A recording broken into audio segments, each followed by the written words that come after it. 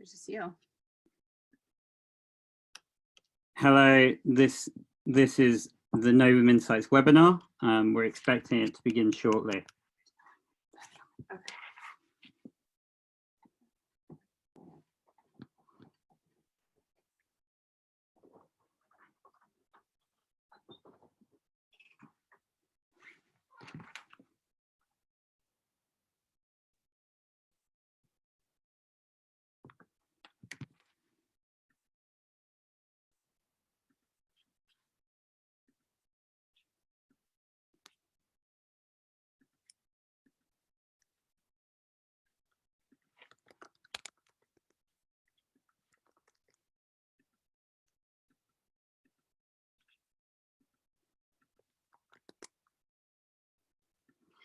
Hi, this is the Novum Insights webinar. We're expecting Alex Dunsdon to arrive in just a second. So thanks for waiting. Very much looking forward to beginning the webinar.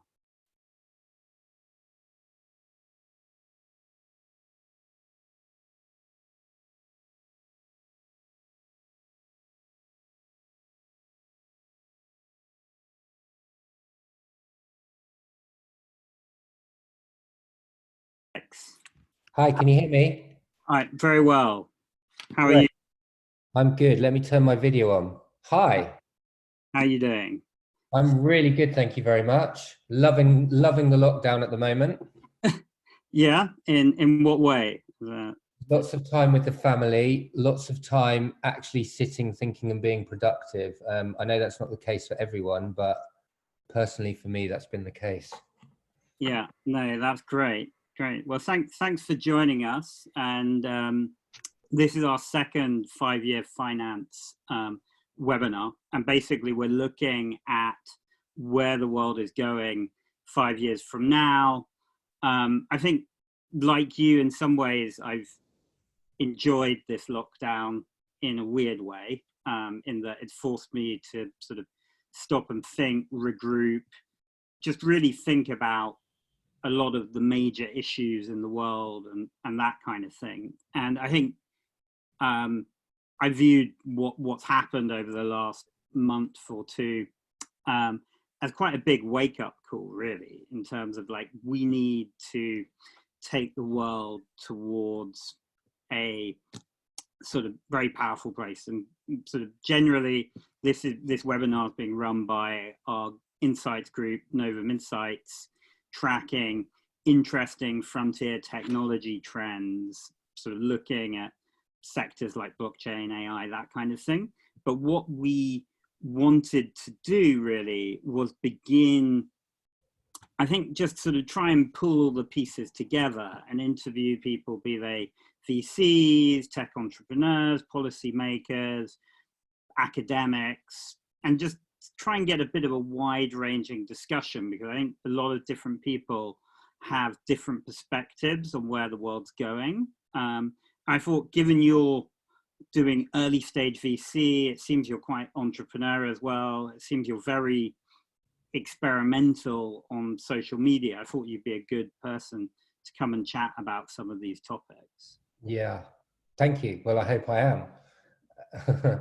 Do you want me to talk generally about some of my views on the world, or anything specifically? Like, I'll talk about anything you want.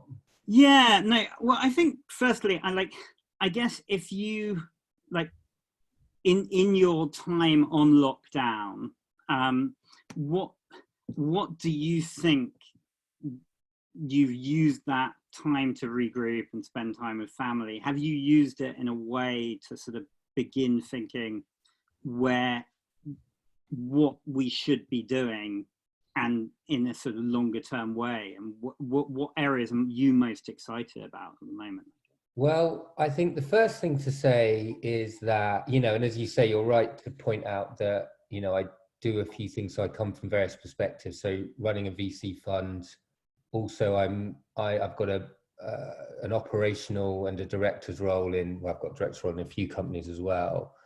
But I'm also just obsessed in the world we live in. So where I start is just at a macro level about where the world is going to be over the next 3 to 5 years. And how I try to live my life is I try and spend much more time thinking about all the spectrum of possibilities and plan ahead for what I would do in certain circumstances, because I find it's a much more relaxing way to live life, like projecting forward, going if this then that, and then preparing for certain things. So what did I do when I came to lockdown? I'm like, okay, this looks like this could be the largest economic event of our lifetime. I need to learn what happens in economic crises and debt crises so that I can prepare myself accordingly. And so I've gone, what happens in an inflation world? What happens in a deflation world? What happens in a world where VC is suddenly not an attractive class? What are all the possibilities at play, and where do I feel most comfortable? So I obsessed with things like Ray Dalio Big Debt Crises. I watched things like Real Vision. I just really tried to learn from past things. And, you know, I guess I'm sort of prepared for all sorts of scenarios, but my best guess is that I think we're in a certain period of time where it's what they call, and I don't know, I'm no expert in any of these things. My best guess is debt deflation. Like every century or so, there's a time where the world is so indebted and the world just doesn't work like it worked before. And instead of the goal of the world being to maximize profits, which is all economics and everything, all the models that things are built from, if you look at whether it's companies, governments, or customers, everyone is so in debt that even with 0% interest rates, my best guess on the world right now is that all the stimulus in the world will struggle to stimulate the economy because people just don't have all that spare cash and they're worried about debt. And therefore, I think all the things that they think will work to stimulate the economy won't necessarily work or in the ways they think do, because people will just be going, I'm so in debt, I just need to pay down debt. And so I'm prepared for a world where, like, mentally, what have I done? I'm just going, and I'm not saying this will happen, I'm just going, I'm prepared for this. I'm going, what will happen if the customer just stops spending?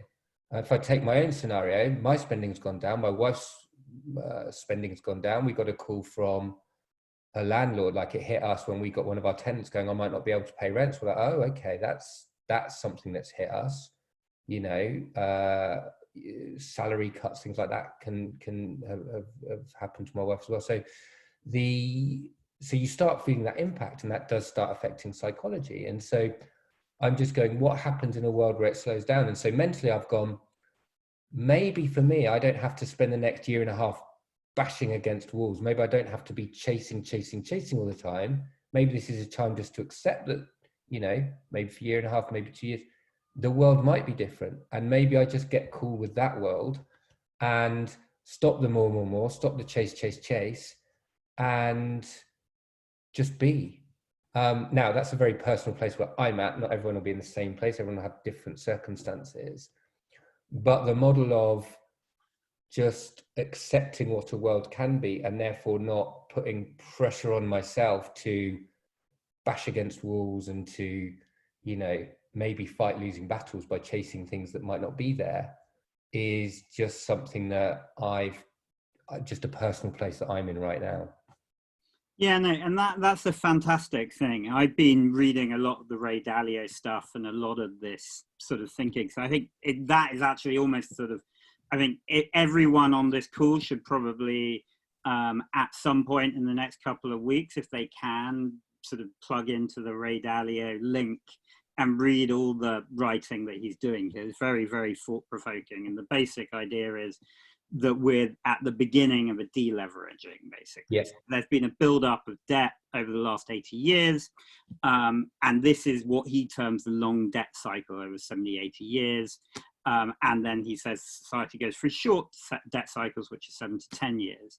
And I think if we, like, you're very deep in investing in entrepreneurs and people playing in that environment, and also thinking about other sort of typical things. And I guess, where do you think the sort of outlier tech and interesting sort of projects, how will they happen in this very sort of debt-heavy environment where people gradually also become afraid to lend because of certain of the factors that you mentioned, that basically there's too much debt? Yeah, I might be quite strange as an investor, which is, I found that this is my general take on the VC world. The VC world has to convince itself that it's really smart and it knows trends. So, you know, they go and sell to LPs. They say, I know this is going to be a trend, because they need to get a bunch of money in their hands. So you'll have thematic funds, you'll have B2B SaaS funds. They'll say, this is the big trend. And you'll get AI funds going, this is the big trend. You'll get blockchain, this is the big trend. And there are obviously some long-term trends that you can guess, and I don't have to tell anyone what those will be. They can read anything and figure those out: remote work, blockchain, AI, blah, blah, blah. What I actually learned to do over the years is I stopped pretending that I knew what would work. Because if you look at the venture game, right, every single fund, I don't care if you're Index or your Excel or your Balderton, most of your companies end up failing, and every single thing works as a power law. And so you always get, in any fund, it's how large numbers work. Then you get a few winners, you get 2 to 3 winners, you get 3 that return the fund, hopefully multiple times. You get another 3 to 5 companies that then return the fund, and the rest don't really do anything.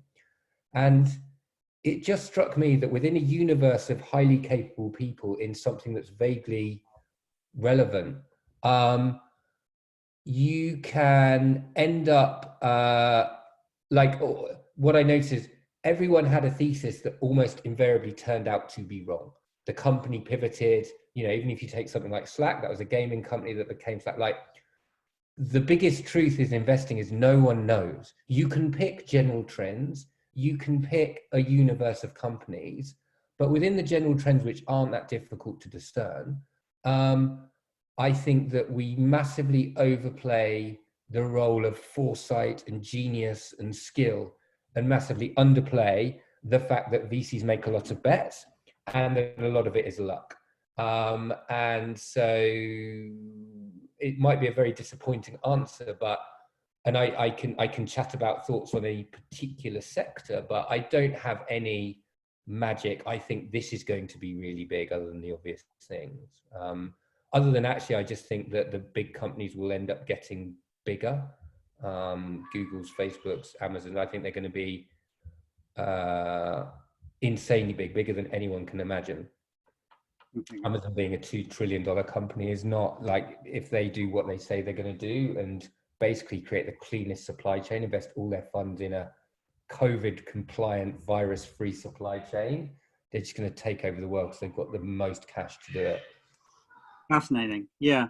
By the way, to the audience, the functionality we've got here on Zoom allows for you to sort of request to speak yourselves. So towards the second half of this interview, very happy for people, just specify if you're asking a question, if you'd like to just pop up and ask it, or we'll just try and I can happily read them out as well, because I'm sure there's going to be loads of questions from all of this. In terms of that big company dynamic, and so I guess you've got the big tech players who clearly are winners out of the crisis, I think almost without exception. Maybe some like Apple have more problems as well, linked to their supply chain and physical goods and that kind of thing. But at the end of the day, there's not a huge worry for big tech with great balance sheets. They're kind of heading towards where the future is going already. I mean, we've seen how Amazon has cleaned up on everything from its traditional business to AWS in this current crisis, and the supermarkets and whatever, and all retail has been very slow to respond compared to that. Where do you think the other sort of players sit? The fintechs or like the fast playing tech companies that maybe aren't so well funded, but are doing interesting things. Do you see, I know that you've said that you don't have that crystal ball, but to a certain degree, you perhaps have it a bit more than others, in the sense that you can at least tell where the smart people coming into your room, what kind of plays they're trying to think of and think can work for startup style. Well, I think the thing I can definitely help on is currently the current funding environment and how VCs are thinking about the world, whether that's really what they're telling people about the world. So every single VC says, I'm open for business.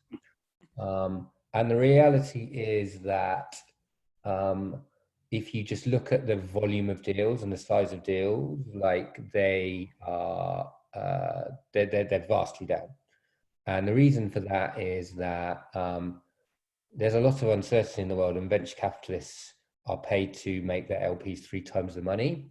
And people don't like investing in uncertainty. So there's uncertainty in terms of, will valuations be through the floor in 6 to 9 months' time? Will I be able to get better value for my investment? What will consumer spending be like in 3, 6, 9 months? What will happen to the broader economy? Just a lot of uncertainty. And frankly, a lot of VCs are also just tending to their own stuff. So if you think like venture capitalists put their own skin in the game, a lot of the venture capitalists I know have put in money and are very exposed. A lot of them aren't very diversified as it happens. They're all sort of all in on the risky asset class. And they go, oh my God, I've got these companies and I'd banked making this money and this carry from my startups doing well. And all of a sudden, my startups are, and some of them are facing properly existential problems. And so their number one priority at the moment has been, how do I get these companies in order? Then when they go out looking for investment, there's just also the psychology issue, just more scared, more fearful, more wondering, less likely to pull the trigger. And they're also thinking, well, God, how am I going to get a fund away? Because the LPs, the pension funds, the endowment funds, the family offices, they have, they tend to put 5% of their allocation into venture capital. They have big pots of money that they put in the public stock market, in bonds, in gold, wherever. And they go, right, 5% VC. Well, the problem is a lot of their assets are now underwater. So they thought they had, their stocks works X amount.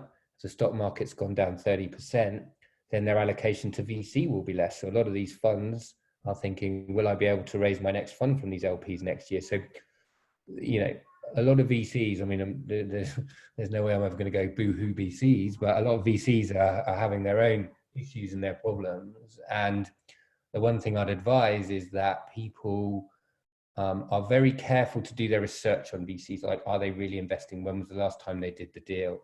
I tweeted out the other day that one VC said, look, publicly they had the meeting and all that, but privately said, look, I wouldn't pursue this, because he was like, I think we're wasting your time. And I'd just be very aware that it is a harder funding environment. That doesn't mean that great companies aren't getting funded. Like, there's some that, there's sort of fights happening to get in the deals, because there's some that will, like, you've seen Zoom in the public markets do very, very well. I heard one the other day that had 10 term sheets. So deals will still get done for the very good companies, but on the whole, it's likely to be a bit harder.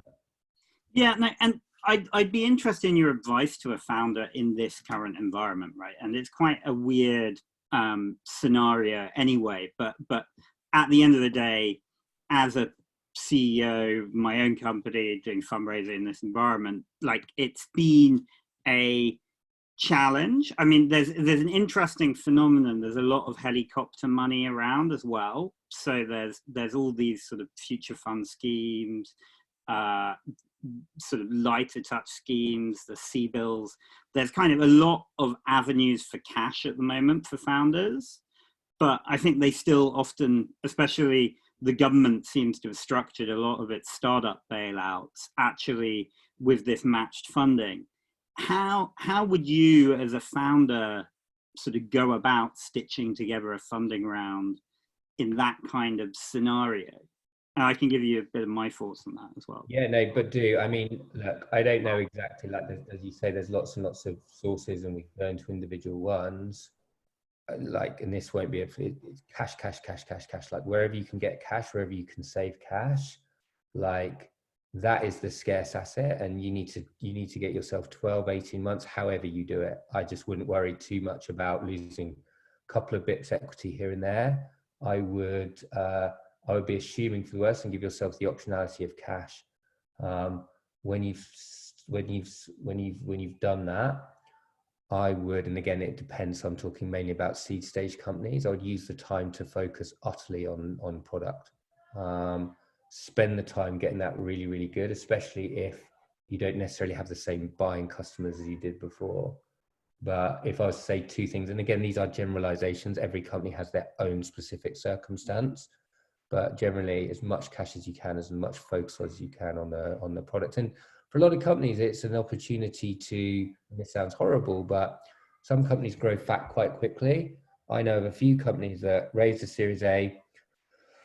One in particular, they got quite fat. The typical thing where they grow too quickly. So I see companies do this all the time. They grow too quickly. They get too many people. It doesn't actually work. So they don't communicate what you need to do properly, and they don't prioritize and focus properly and discipline properly. And they ended up cutting 80% of their staff. And it's actually delightful because they can actually, again, go back to a focused, disciplined organization, rectify all the hiring mistakes they made before, not do them again, and just be a fitter, leaner organization. So a lot of time in times like these, you can come out fitter and leaner and better. And the good news is it should wipe out a lot of the competition, because there's been a lot of money for not particularly good companies over the last decade, because we had 0% interest rates and, frankly, crap loads of money sloshing around the system. So it's exciting. Take the opportunity, survive, just don't spend, bring in money. I mean, that's all good advice. It's what I quite like about some of the stuff that you've been doing on the internet is you get quite into the psychology of that as well, in terms of how you act as a sort of person dealing with these kind of pressures and that kind of thing. What I think a lot of founders will grapple with the psychology of that, because it's easy to say, oh yeah, we cut 80% of your staff and manage to raise money and sort of get a revenue model and get your product working well.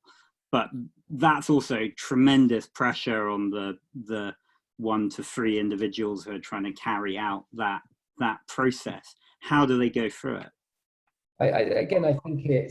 I think it comes from clarity of vision from the CEO. And again, so I'm not advocating everyone cut 80% of their staff. I know you didn't say that, but I just want to be, clear about that. But the general, what most investors are most keen about isn't the answer, it's how you think. So if you are in that situation and you're thinking very, very clearly about, okay, we've still got this long-term vision. We were going on that path, but now we've got a new path. And as long as you're really, really clear about the path and your best in that moment view of the steps on how to get there, and you can explain the logic and you can spend time thinking, because I think a lot of people, entrepreneurs are very good at doing, they're often not very good at thinking. And I think the more time they can spend at thinking and planning and working out the maybe smaller steps that will get them to a point in the future that they need to get to, I think the more that people can plan like that and, and create that order in what is chaos, people and investors will gravitate to that, and staff will gravitate to that. Because what I often say in, pitches, whether that's pitching to staff, pitching the vision to staff, or pitching the plan to staff, or pitching to investors,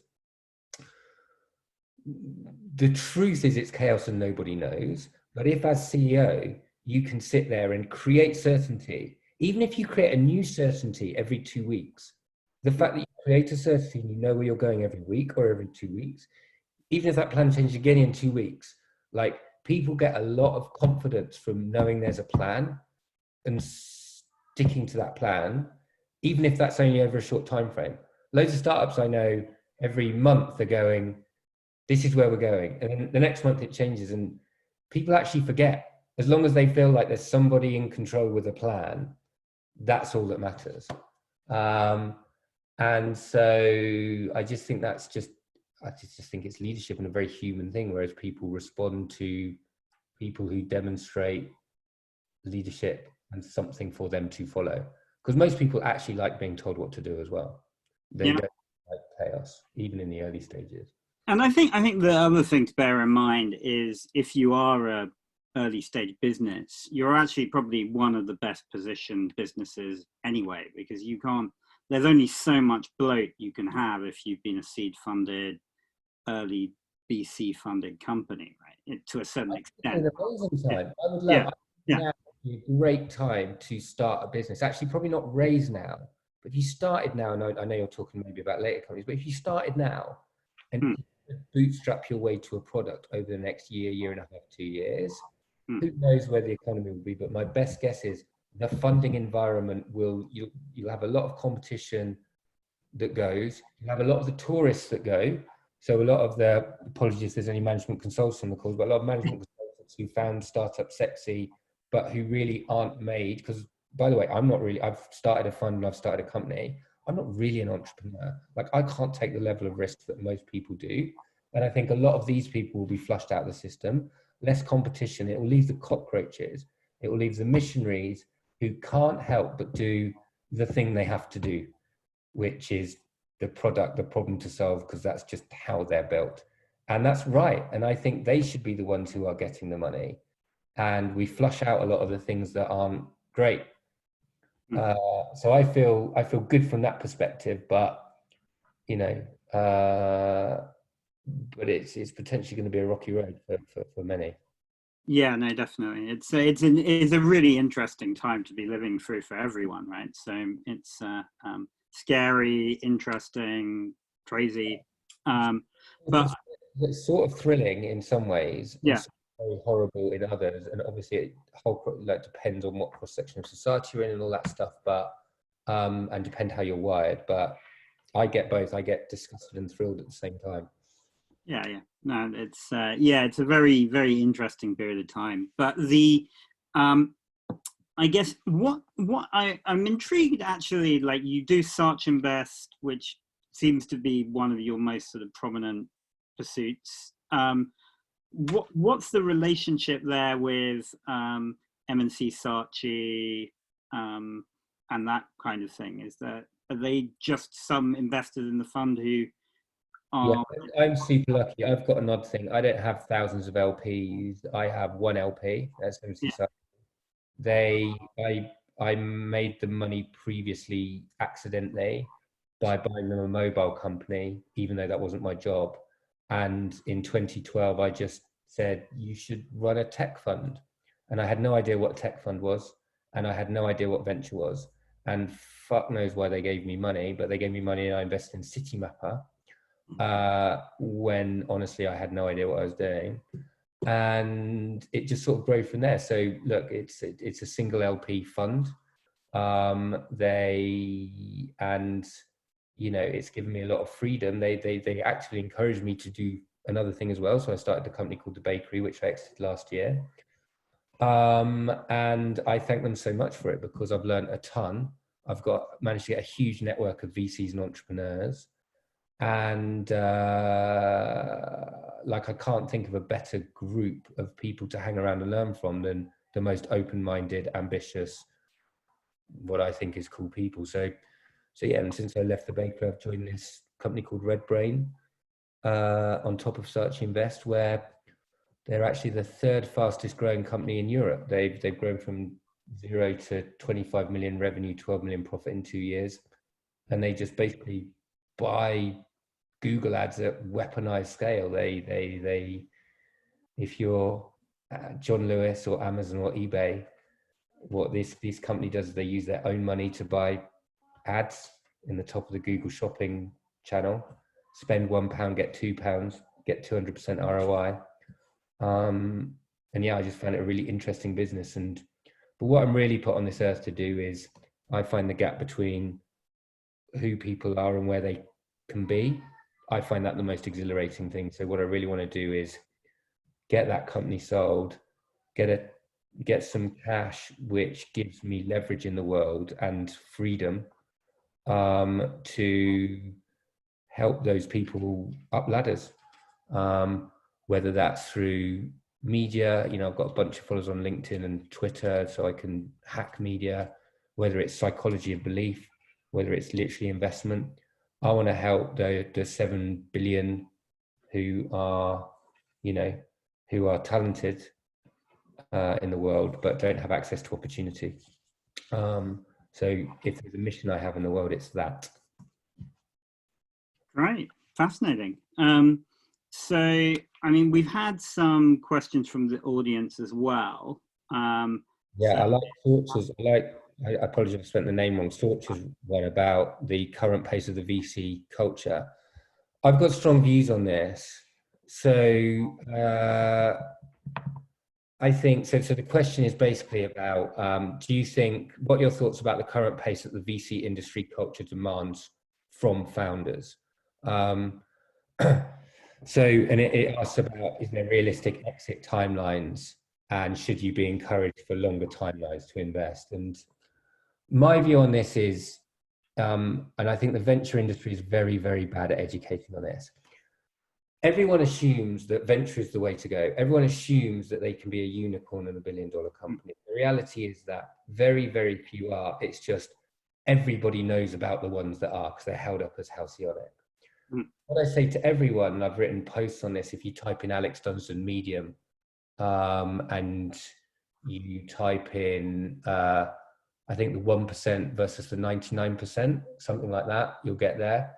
But it's basically just, it just runs through how venture works and why venture timelines are as they are and why it means that it actually kills more companies than it makes, okay? The venture won't tell you this.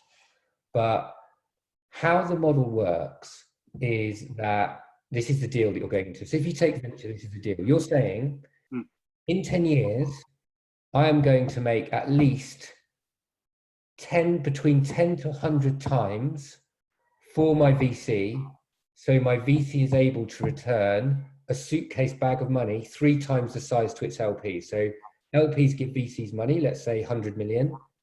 The VC's job is within a 10-year time frame maximum to give them 300 million back, okay? So everything works off that economic incentive. And that means you have to grow fucking fast. Can't get my things right. That's just the contract you enter into. So if you go into VC, you have signed the contract to go, you're going to go really fast and you will probably fail because you will be forced to make some very suboptimal decisions because the game is always spend more money on Apple, on Google ads, spend more money on Facebook ads, go, get to the next round in 12 to 18 months, right? That's the contract. I think that 99% of people shouldn't take venture capital and they should understand their own temperament and they should build the business in the way that works for them. And so I think VC should do that because that's the model and that's what happens. But I think that you should know that it will kill more companies than it creates. So there's many, many companies that would exist that wouldn't make decisions that made them too fat too quickly, or the founders wouldn't have given away too much equity too quickly. Because I can't tell you the graveyard of companies at Series A, Series B, late seed, who've just ended up raising a lot of money that haven't quite hit the metrics, and the founders ended up with no equity. And so it's kind of pointless for the founder to go back to a sort of break-even type, profity type model because they don't have enough equity. And so one of the things I just say to people is just really educate yourself on their venture model. There's books like Brad Feld's Venture Deals. Really understand the life that it means for you and then make the decision accordingly because it's a choice. It's a choice and that's the contract that you enter into and it's not for most people. Some people go, it's fine. I'm still ambitious. I know I probably won't work, but my God, I'm going to learn so much if I do it and then I'll go again. Some people go, it's not for me, but most people just go in assuming that they're going to be a unicorn. And the reality is you're not, or statistically, you're very unlikely to be. And that's okay. And it's not a failure to not be. So I'm just pro education. I'm not anti VC. I'm not anti people who make profitable businesses, but I am pro people understanding what VC means and the contract that the implicit contract, I guess, to grow quickly. Yeah, no. I think a good question from Sorcha, and I think the dynamics of VC founder can be very complex, right? But it's I think it's still likely to be an interesting journey, right, for anyone who's raising investor money once you're there. But it's hard as well, so you can learning. Like, my God, you just throw it out of a plane. You go, fuck, I've got to hire people. I've got to go to investors. I've got to do all these things that I've got no idea how to do. No one has a freaking clue. Everyone forgets all these, you know, Jack Dorsey, Travis Remover, Mark Zuckerberg. They all started in the same place. How do you do a performance appraisal? How do you do OKRs? How do you raise money? What's a liquidation preference? What's an like, they all start in the same place. And so, you know, it's I think it's a great goal. If you're young, fucking do it, because you'll just learn loads of things. But just don't worry if you fail, just go again or do something else. Like, if your goal is education, it's a great thing to do. No. Yeah. So and yeah, I think it's but it's likely to be a very brutal journey at the same time, I think. It's horrendous. It's like eating glass. You know, and it's you know, you can be on top of the world at 3 o'clock in the afternoon and then crushed at 5 o'clock. You know, you've just signed a contract, your first big client, and your CTO leaves. Like, that shit happens all the time. Yeah. So yes, not for the faint-hearted, not for most people. Yeah. And how does a founder get the network to actually cope with that? I mean, the CTO leaving is a great one, right? You could be an angel funded company. I know like some pretty famous founders in the London team, in sort of London tech scene, who are pretty well known. They're appearing all over the place on sort of major things. And I know for a fact that they'll have major problems within their own company. And how does one balance that? Because I've seen people soldier on for like a year to turn around that sort of effectively having no tech team and an IP dispute, and still trying to sort of keep your company on the road, kind of thing. So I don't necessarily have any specific. It was more like that kind of crisis is the kind of thing that how do you get the people around you to ensure that you can bloody survive in that? It's a great question. It probably ties into your first one. So you asked about network as well. Like, yeah. So if I start with this, I think that if you're a founder, I talk about cult leaders, right? You fundamentally have to be good at selling, or you have to find a way to be good at selling, even if you're technical. Why? Because your job, you're selling to new recruits all the time. You're selling to investors. You're selling to, you're just selling to customers. Like, you're trying to get people to buy into what you do. And I think that, I think network's the key to everything. I think people massively underestimate network. And there's tons of ways you can do it. You can be like Ivan Mazur. So Ivan Mazur now runs a Metria. I think it's now a 60, 70 million quid company in the marketing automation space. Super bright guy. But I remember I was speaking to him the other day. He's one of our portfolio companies.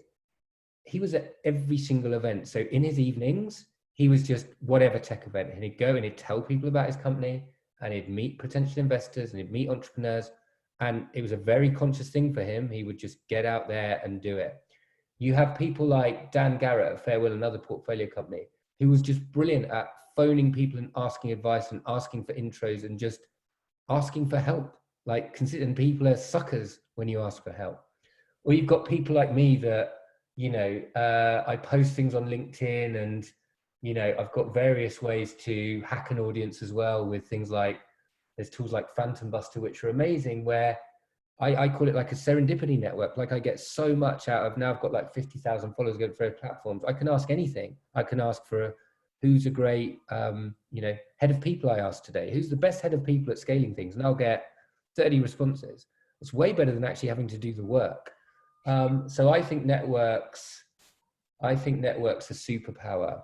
And I think if you're not great at it, I think really working hard at it is, as part of your everyday, even though it's really hard, I think it's just something that pays dividends, and it compounds, right? If you look at take Silicon Valley, if you look at how deals get done in the Valley, it's mates off mates who've done deals together before, and all of that compounds. Like if you look at like I'm not anything really to compare to, but I knew no one in 2012. So what did I do? I just met everyone. So I had no skill. I couldn't evaluate a company. I didn't have any idea about trends. I didn't know anything. I didn't know how fund structures worked. So all I could do was just run around being helpful to people and just grow networks. So it's an incredibly valuable thing to do. And the only thing is the speed at which you can do it. How do you get to as many? You can do it a few ways. You can either do the volume play, like, LinkedIn, Twitter, using tools like Phantom Buster. You can do an in-person event play, which obviously you can't at the moment, but generally you sort of can.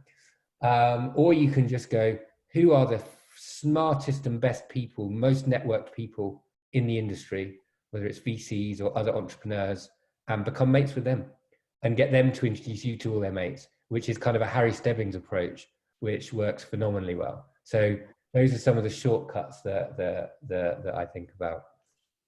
And we had another question from Linda Goetz on crowdfunding and tokenization as well. I mean, what's your view on those platforms for raising money? Both. Yeah, I think they'll just grow. They have a slight reputation-y problem at the moment. Are they the best deals? So, VCs are quite snobby about them. But, something like AngelList is a crowdfunding platform, and that's an incredible success. So it's just like anything online, online marketplaces are more efficient to connect people A to B. And we'll look back in 10 years and think this idea of the VC genius picking companies is so archaic. If you're an angel investor, there's no way I'd pick, or, a seed investor, there's no way I'd pick a fund. I'd just pick, I'd do 100 bets into a universe of the most promising companies, and that would either be through AngelList, or I might use, someone like Andy at Tiny VC just does this approach where they do like 100 investments. Like you want to spread your risk. So I do think we'll look back at the genius of the VC picker with a bit of sort of like, oh really, that was what we used to do. And I also think that tokenization, I know less about tokenization. I was really into all of it during the ICO boom. I think it will happen, but I think more slowly than people think. I just think it will be, I think lots of interesting things will happen in the token space. I think you'll end up with companies having their own tokens, in various ways and guises, but I don't think that's coming anytime soon. I think it's the phase after the next phase in crypto. And really at the moment, all I'm really focused on in crypto is Bitcoin, and then just watching with some Ethereum, playing with some DeFi platforms. Yeah, and actually we're just... You'll know more than me. You'll know more than me about that stuff. Yeah, it's so yeah, definitely. And Novum, we've basically got a database of more than 1,000 tokens now, been tracking the market since late 2016. On the BTC thing, we're seeing a lot of institutions come into the space. So Renaissance Capital, one of the world's biggest hedge funds, recently just revealed it was investing in BTC, and there's the halving coming up and money printing going on. So I think there's Renaissance no BTC. Yeah, they just done an SEC announcement on that. So they're which is very interesting. And basically, I had one of my mates who's in banking trading basically went, "Can you get me a one-page teaser as soon as possible, like when he read the RenCap story, on what's going on in crypto, so I can do it as smart. So we're putting out. It'll be the Uber drivers again next. It'll be your mates phoning you from like 10 years ago. Tell me about this Bitcoin. I got my mum to buy it. I got my mum to buy a % of her portfolio in Bitcoin the other day.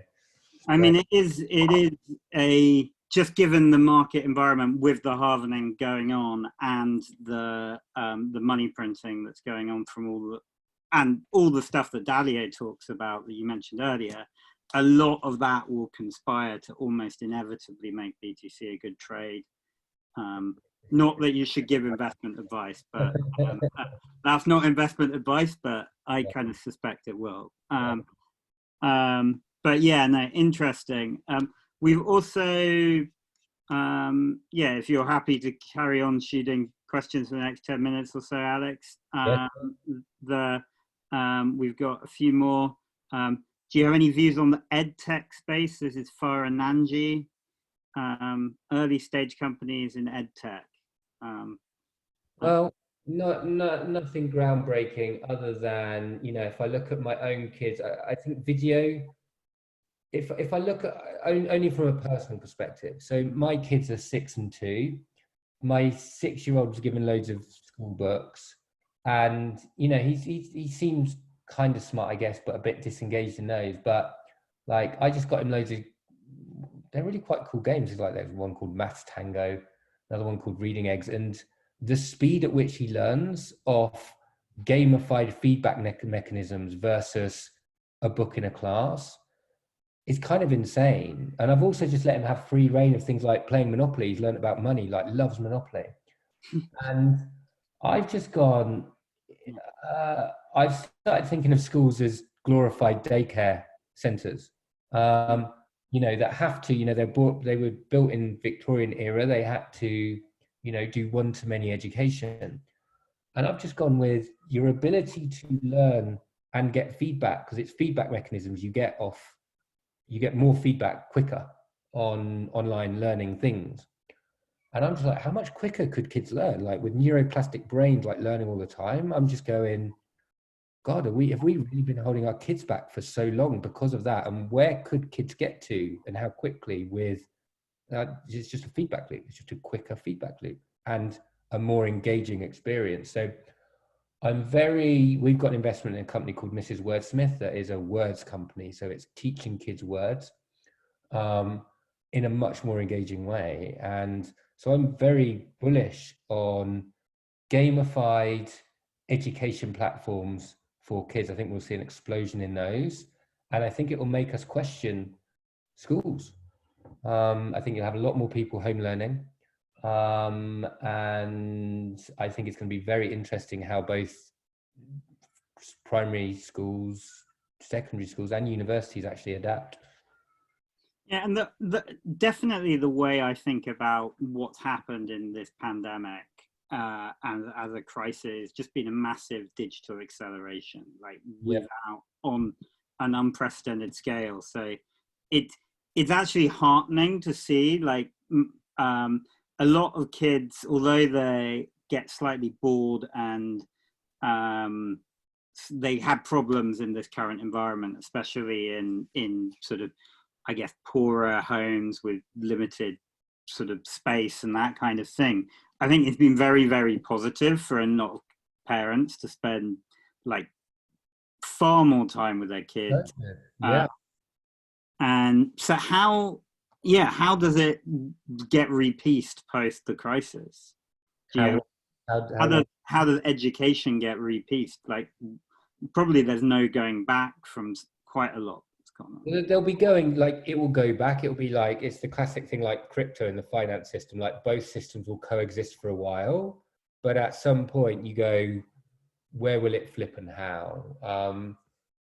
So, you know, and even we're guilty of going, oh, screen time, oh, too much game time. But I'm just going, you know what? These kids are going to live in virtual worlds. Like, I've played with the idea of limiting access, and I'm worried about they're getting like dopamine-filled, reward-seeking brains. I don't know. I don't know whether I should just succumb to that and just accept that it's the world they're going to live in. Like, we're not going backwards. And maybe I'd prefer to teach them how to turn off and meditate and do real world things as a skill, and not try and, you know, stem the flood of technology. Like, the speed at which things move at the moment, and where, like you say, it will accelerate, I think is going to be insane. Yeah, no, it's gonna be very, very interesting. But Alex, I think it's been a really interesting interview. I don't know if in sort of closing remarks you have any other views that people need to pay deep attention to, sort of things that. Well, I think let's try and answer the last question there. On valuations from Michelle Patel. I Sorry. mean, public markets, I don't understand public markets. Well, I sort of do, but I don't. Like, there's so much dislocation between public stock markets and the real world economy. We live in a world where we've decided that rich will get richer and damn everybody else. So the game perpetrated by the current financial system is, we'll look after shareholders, we'll introduce as much liquidity in the market to buy bonds and hence keep interest rates at 0% and hence inflate asset prices. And as long as asset prices are high, we're all good. And I think that you've just seen a ridiculous dislocation. You know, the recent bounce, I think it's just a huge dislocation from where the economy really is. And I don't know where valuations will go from here. They could literally go to all-time highs, or they could drop another 50% from where they are now. It's literally that range of outcomes. So I don't like playing in the public stock market at the moment, just because the range of outcomes is so high. And like you, Toby, the thing I worry most about is the erosion of trust in money, because they're going to print ridiculous amounts. We know that it stimulates less and less growth. And I'm not an expert here, but I just want to position myself for a world where people in some ways just start losing somehow the value of trust in money. I don't think, I don't think the dollar's going to go overnight or the pound's going to disappear, but I just think people will start seeing real world prices going up relative to their value of their cash at some point. I don't know when, I'm not an expert, but long way of saying, I don't know exactly, I never know the future, but I'm positioned for a world where they print lots of money, stock markets could do anything, and the rich get richer, the poor get poorer, and we'll end up having famines and wars and fights. What a cheery note to end on. But that is the big problem in our world at the moment. We've got to fix it. Yeah. And I think that is what hopefully a lot of the same people on this call and elsewhere, I think, and the Dalio article that you started on this series to a certain extent, all of these things, I think it really just getting people to think, right? We do have a choice at the moment, and COVID's probably a big wake-up call to everyone that we can fix a lot of the problems the world's face, or we can keep on with the status quo and get into quite a lot of trouble, I suspect. Yep, for sure. Cool. Well, Alec, I think it's been really great. I don't know if you've got any other closing thoughts in terms of... No, stay safe, buy Bitcoin, not investing advice. And like, the best thing I think is just one of the things that really helped me get control over mental health and anxiety over time is just learning to reframe the brain. So that thing I said at the start about, I sometimes say things like, we're just, monkeys clinging to a rock flying through space, like just the things that help ground you and can give you perspective might be some of the best tools when we're just bombarded with news all the time of things being crazy and horrible, and we're just uncertainty and chaos. So any tools you can do to bring order or perspective to your life and train your brain to do those things, those were super helpful to me. Okay. Well, fantastic, Alex. Thank you very much for your time, and looking forward to keeping in touch. See you later. Cheers. Bye.